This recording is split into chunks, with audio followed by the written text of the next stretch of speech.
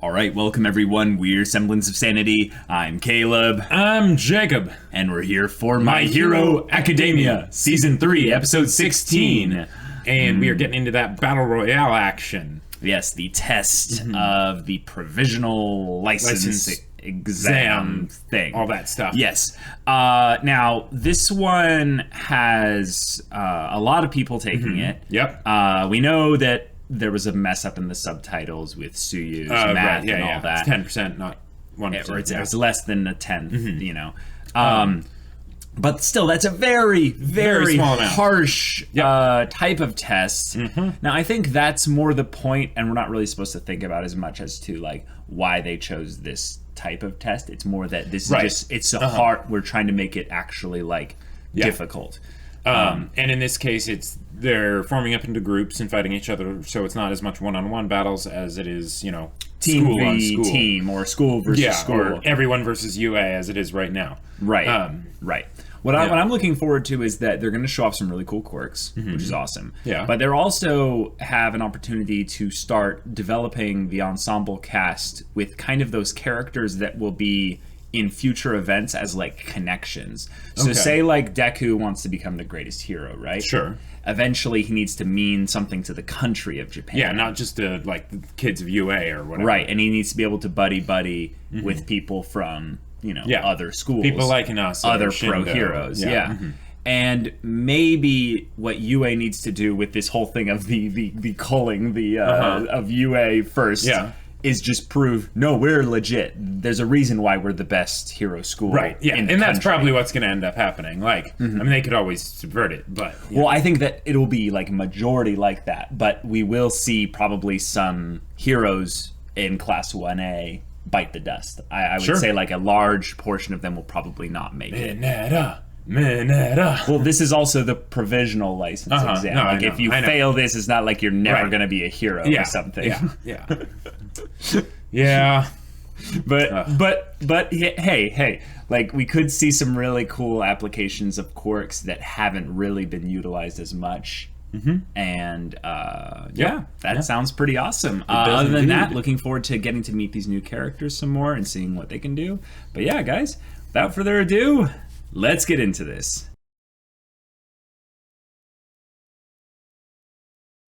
Nice. All right. Okay. Cool. And awkward animation incoming. Not just yet, though. Not just yet. So that was creepy. Like, first off, she goes and she, like, holds him down. And, like, kind of straddles him. Right.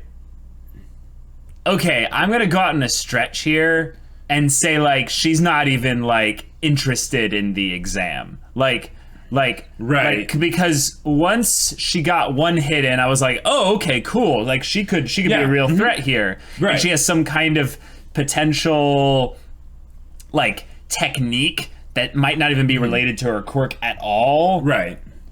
You know, about trying to avoid perception and such, and then hiding, which is, like, awesome. Right. But, well, but... And here's the other thing.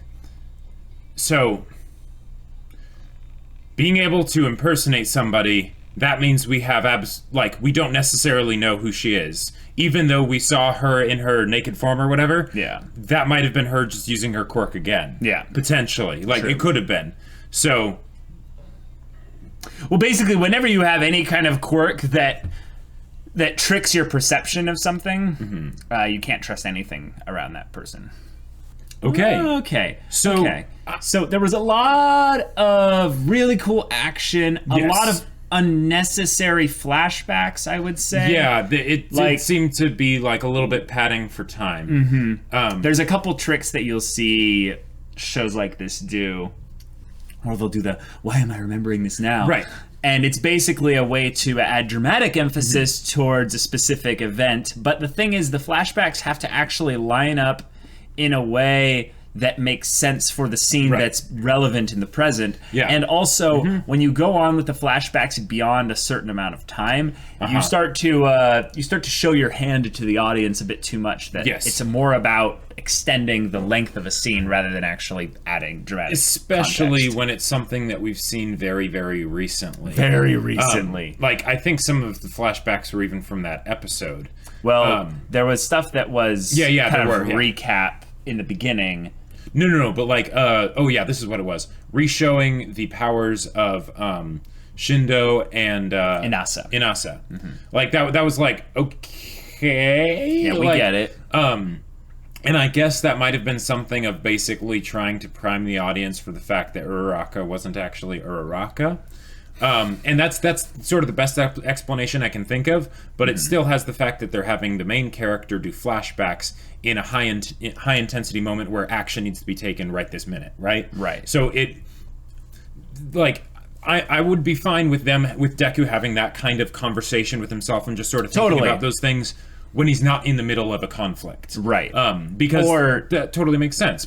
Or have it be a thing where he is thinking about it, but we actually see new animation, new visuals as he's thinking about it, interspersed between the flashbacks. Sure. So that it's actually feels like something is happening. Or otherwise it just feels like the episode's kind of stalling. Now, the episode had some really crazy things that happened later on. Now, once Uraraka was rescued, quote unquote, Uraraka was rescued by Deku, they did a good job of making me like, Uraraka's kind of just just sort of there. Like, why isn't she doing something or other? And Deku picking up on it and calling out specifically like, yes, Uraraka has trained with her quirk to where she can now use it on herself with almost no drawback. Right. Exactly. And it's why did you not do that? So once we've kind of established this new character here, now do we know the name of this girl? Because I don't think we do. And she looked really similar to the person that initially attacked Deku that had the averting the gaze quirk or whatever. Oh, it's the same. It's the same. Oh, the same? It's the same. It's 100% the same. Okay, because it looked like identical character design and all that stuff. But the thing is, that looks like two different quirks, because then unless it has something else, it's not a quirk. That was my point I was trying to make, was that the hiding that she was doing in the beginning is not a quirk. She was basically saying, no, I wasn't using my quirk. Did you think my quirk is making me disappear? That's why she said that. Oh. She's like, that's just a technique. That's just something I've trained. And he's like, you learned how to do that at that school? Which gotcha. Basically, like, this is like some ninja stuff. Like, this is the kind of thing where, like, that's assassin training. So, like, I'm putting this out there, guys.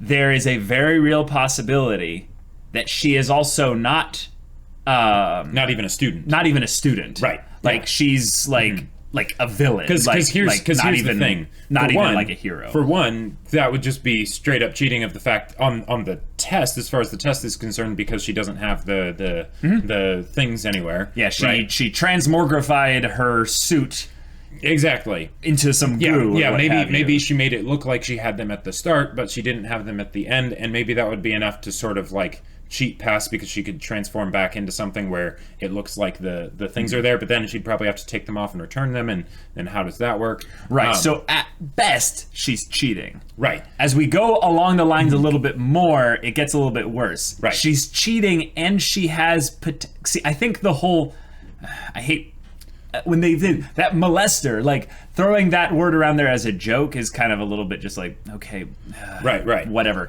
But the thing that kind of annoyed me was that, okay, so they're thinking like that's just her personality, but not calling into question like that's like unhero-like. That's the kind of thing that you kind of get from people where it's like, okay, I get potentially that maybe they could think, well, not all heroes are heroic, kind of a thing. Yeah, exactly. We have Endeavor to, case in point, but also she was trying to, take Deku out of the match, but he was on his stomach and he wasn't giving her access to the other points on his torso. That's a great point. Yeah. But once she shifted into Uraraka, that's when things were I don't know, right, just and a little bit it still off. seemed like she was trying to take him out of the match because you know of all that stuff. But she like, kept saying like she wanted to talk to you. I wanted to be around you, and stuff.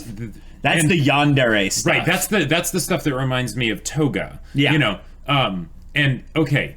Now here's the thing. This might be crazy. Now, this is something that's a good point. Because that's a very good point. Some of Uraraka's blood. She got some of Uraraka's blood. So, because one of the questions is how... Oh my gosh. You know, so if this was Toga... Jacob. I mean, that would explain a lot. Like, no, I think you're like dead on the money. And here's the thing. Like, think about it. Well, it would be fantastic. Think about it meta ways. This is a clever way to reintroduce the League of Villains. Exactly, yeah. And introduce it in a way that is inherently different from how they've been so far, and to basically develop more of the personal connection between the villains and the heroes, so that when they come into conflict, it means more than just, you're this person with this quirk, and you're in the way, and we need to beat you somehow. What? If this girl is Toga, in the previous episode, when Inasa bowed and slammed his head, she looked at his forehead and was like, "Ooh, blood." Oh yeah. Oh my 3% worth of blood. So. Oh my gosh.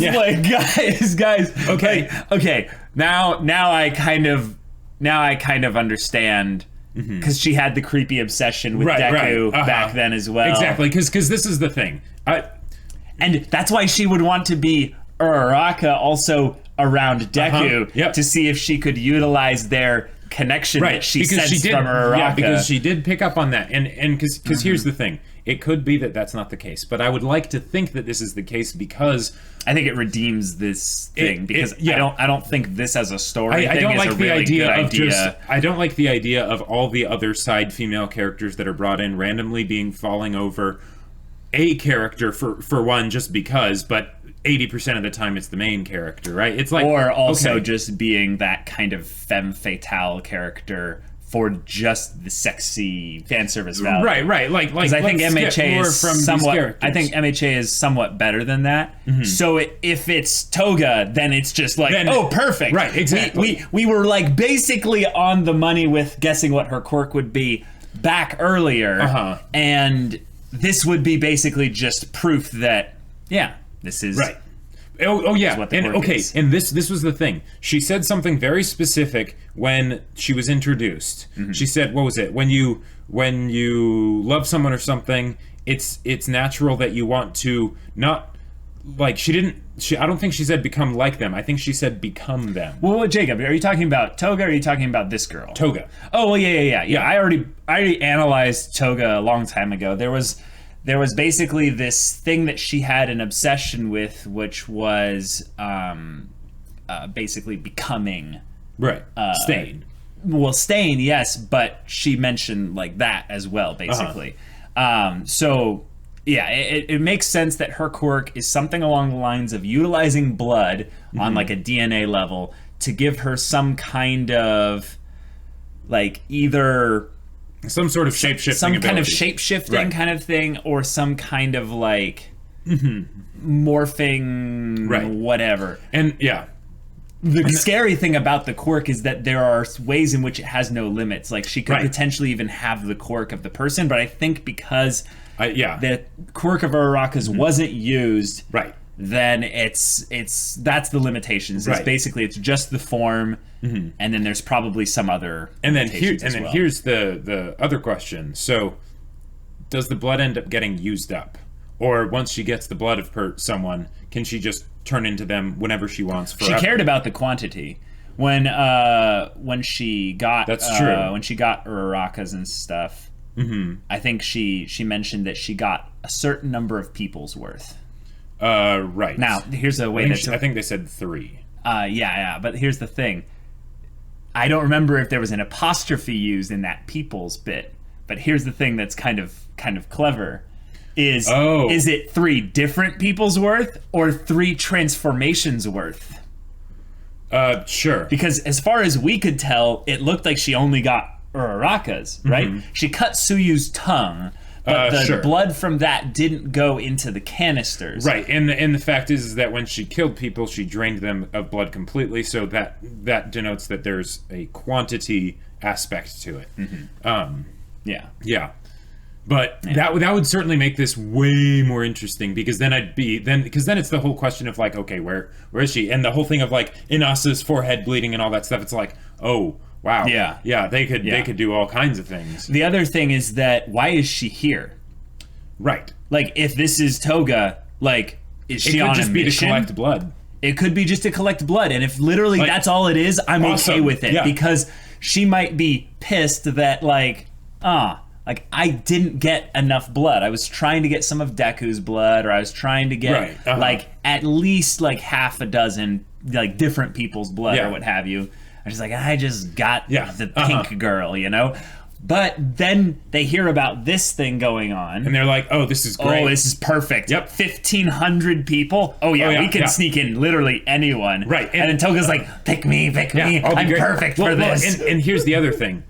This could be something that she's doing on behalf of the League of Villains. It could also be something that she's just doing on her own time. Yep. And that makes a character more interesting because it's taking initiative, right? Yep. So if this is Toga, I'm just gonna it is. Like, it is. Yeah. Like I really think that this episode had so many little problems here and there in terms of like execution, and specifically around the way kind of this girl was kind of brought into the story, that if it's not Toga, I would be like genuinely upset. Right, because I would be actually like kind of like because the importance that they seemed to put on some of the things in this episode did not seem to match up with what the importance should be, considering what the narrative is done up till this point, right? Sure. With what's like immediately like obvious or whatever. Right. So yeah, the main thing that this episode I think was meant to do was to showcase that the people in other schools are really strong.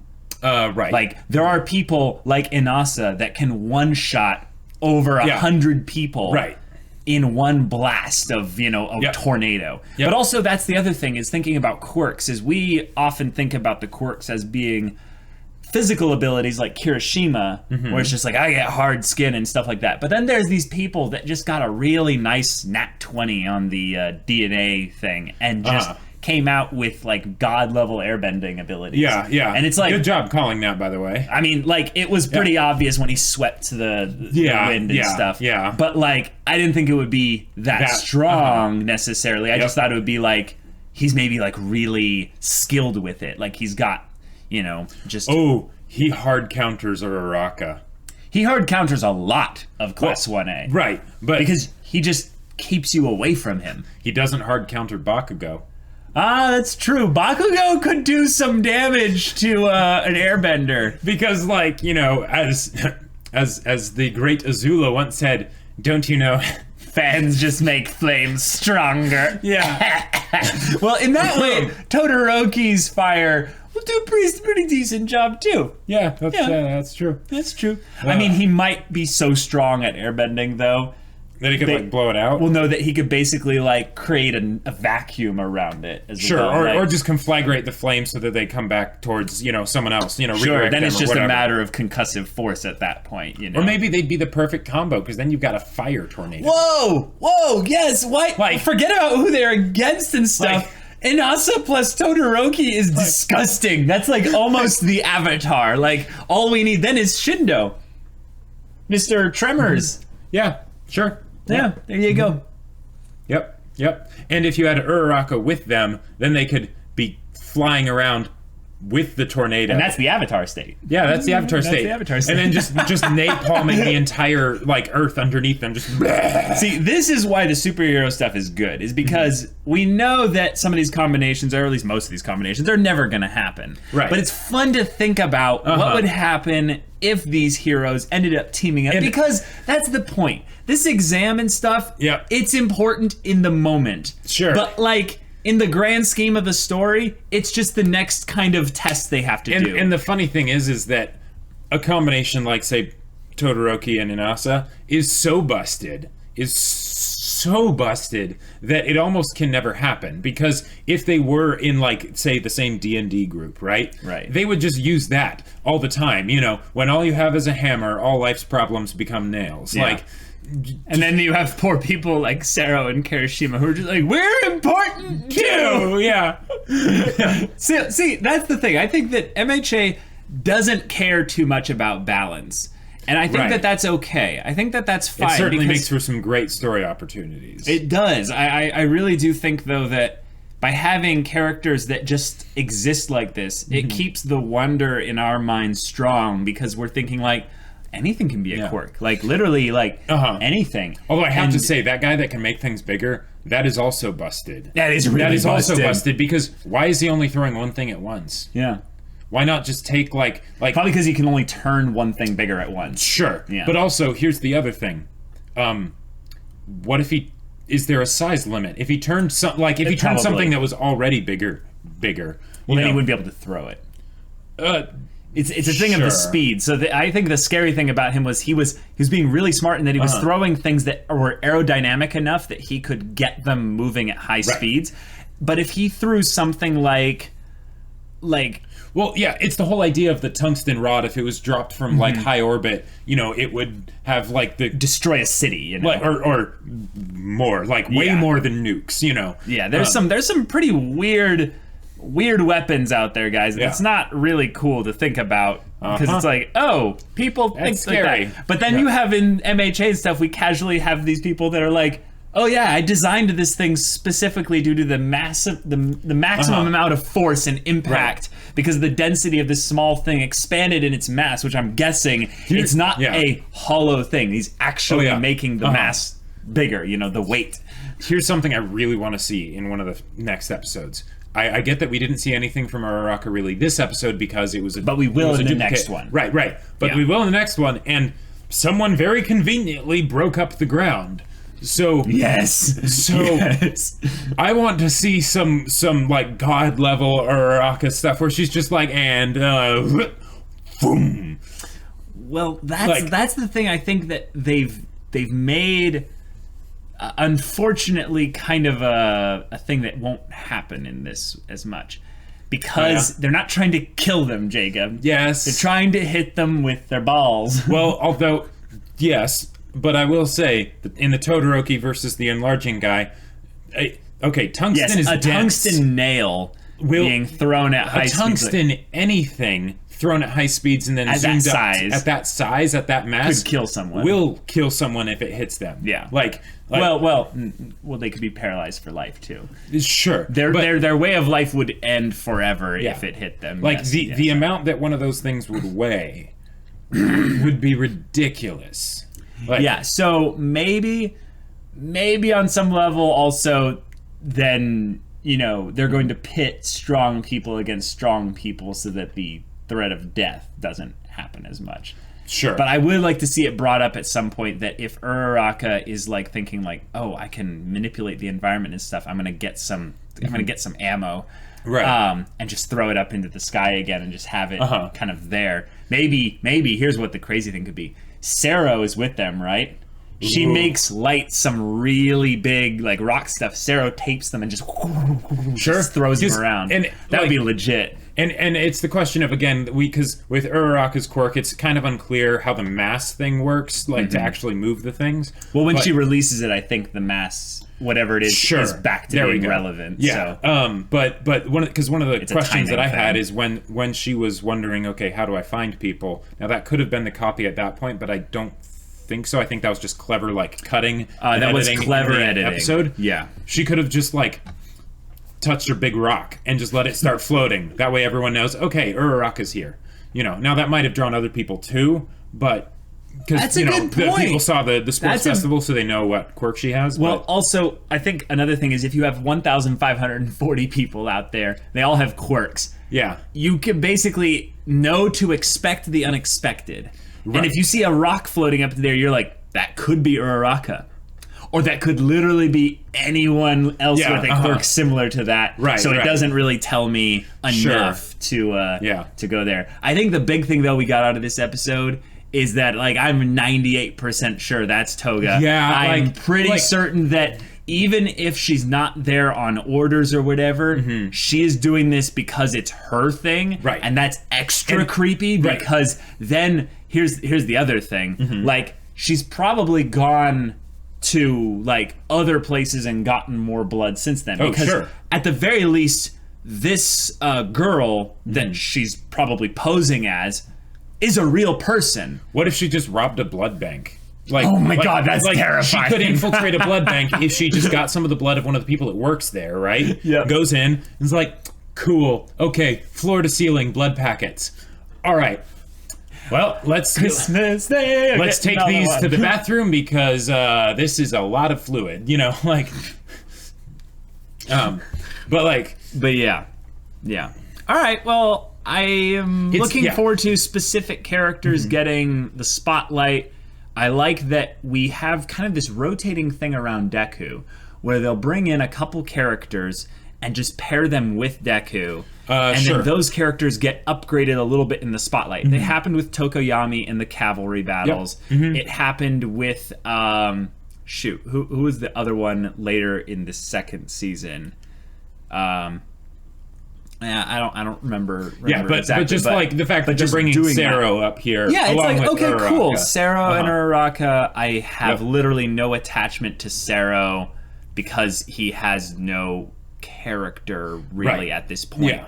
But if they decide, no, we're going to give him some character here, we're going to give him some cool moments, and then we're going to utilize some of the build-up that we've been doing for this Deku Uraraka thing that's going on and have them spend some time together. Cool. I'm not going to say that's a bad thing. I feel like this episode was a lot of things where I hope in the I am really hoping in the future that it goes certain ways, like us getting Deku and Uraraka time, the girl being Toga, because not that they have to do that, but it's too good of an opportunity to pass up. Right. You know, so yeah. Right. And I think also Inasa, just the reveal of the power of his quirk and stuff, I'm like, okay, the reason why they're doing that, I think, because it's rule of cool, obviously. Yeah. But I think the reason story-wise they're doing that is that now anyone who we know in Class 1A who's got kind of something to prove, like Bakugo,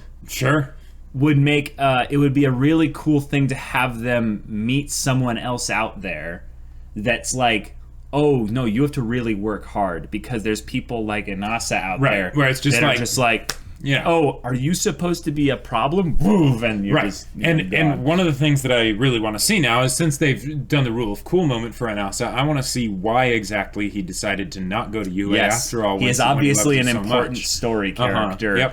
Because he's the only one of the newly introduced characters that has a contradiction to him. That was introduced, like, right at the very beginning. Yes. Shindo's contradiction he's not super nice, basically. Right. And that's a fun contradiction as far as plot goes. But it ties to nothing else. Right. It doesn't make us curious about the reason why. Right, the reason why. It's more of just wanting to see what they'll do, which is a decent place to start. Cool. But yeah. And he had a great quirk, too. I think the more vague the quirk is, the more like powerful it is. Having just the ability to vibrate objects. Whoa. Right. As long as they're inanimate. Yeah. Well, yeah. Yeah. But like he could touch a building and just demolish it. Oh yeah. And like not just demolish it, like disassemble it. It just suddenly collapses. Right. Yeah. It's a low level version of Shigaraki. Like that's a way to think about it. And yet it's probably also a more like powerful range. Yes, definitely more powerful range. And then, but then there'd be things like if he's ever in water, then he's screwed, He might be able to do like sonar type stuff maybe, but you want to hear something crazy? What? If he can control the vibration thing well enough, in water he would be able to shoot like a rocket through the water.